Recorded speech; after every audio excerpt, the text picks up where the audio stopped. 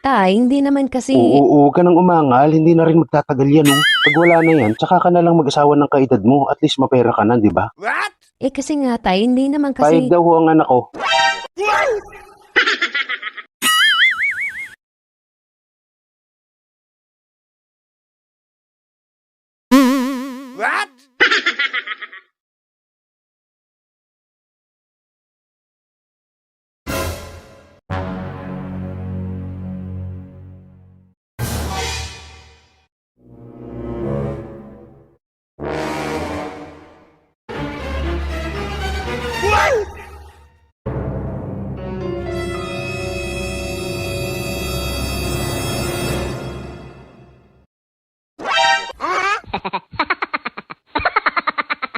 Anak, sino to? Magandang hapon ho. Pwede ho manligaw? Ang palagay mo sa akin, bakla? Ay, hindi ho ba? Hindi ho sa inyo. Diyan ho sa anak nyo. Ikaw? Paano mo nalaman na anak ko siya? Nakikita ko ho kasi na kayo palagi ang sumusundo sa kanya sa school. Ganun? Ibig sabihin, teacher ito. Pero hindi naman siya teacher ng anak ko. Siguro principal to. Matanda na eh. Ayos to Tiba-tiba ang anak ko dito. Mamanahin niya lahat ng ari-arian ito. Wow naman!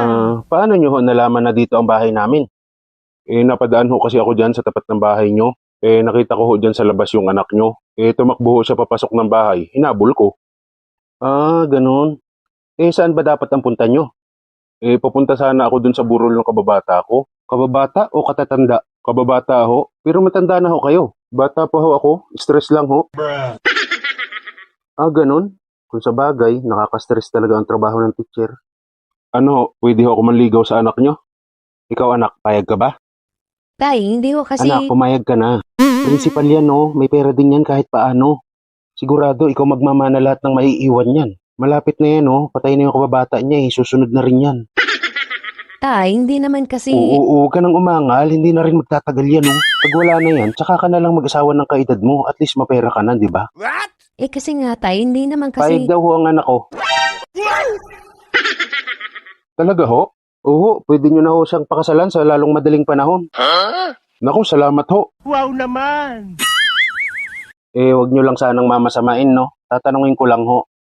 Ano na ho bang napundar nyo sa pagiging teacher nyo? Naku, wala ho. Kasi hindi naman wala ka nang mapaglagyan ng pera mo. Kasi naman, sir, malaki na ang sweldo mo tapos mag-isa ka lang sa buhay. Kailangan mo na talaga ng may makakasama para may magmamanage ng ari-arian mo tsaka may magtatago ng pera mo. Tama-tama, yung anak ko ho, masinop yan. Sigurado ho, safe na safe ang pera nyo sa amin. Stay sa kanya. Ay hindi ho, wala ho talaga. Okay lang ho, naiintindihan ko. Gano'n naman talaga yung mga mapipera, hindi sila nagpapahalata na mapipera sila. Hindi katulad nung iba dyan, nagkapera lang ng konti, ang yayabang na. Pero pwede nyo naman nung aminin sa akin, hindi naman ako maingay, hindi ko ho ipagsasabi. Ay hindi ho, totoo ho yun, wala talaga. Wala? Bakit wala? Tay, hindi naman kasi principal yan. Kahit na hindi principal, sa tagal niya na nagtuturo, doon na nga siya tumanda. Sigurado marami pa rin mapupundar yan, tsaka malaki ang savings niyan. Tay, hindi rin siya teacher. Sino yan? Yan yung nagtitinda ng ice cream doon sa harap ng school namin. Ay tarantado, katanda-tanda mo naman, liligaw ka pa sa anak ko, lumayas ka.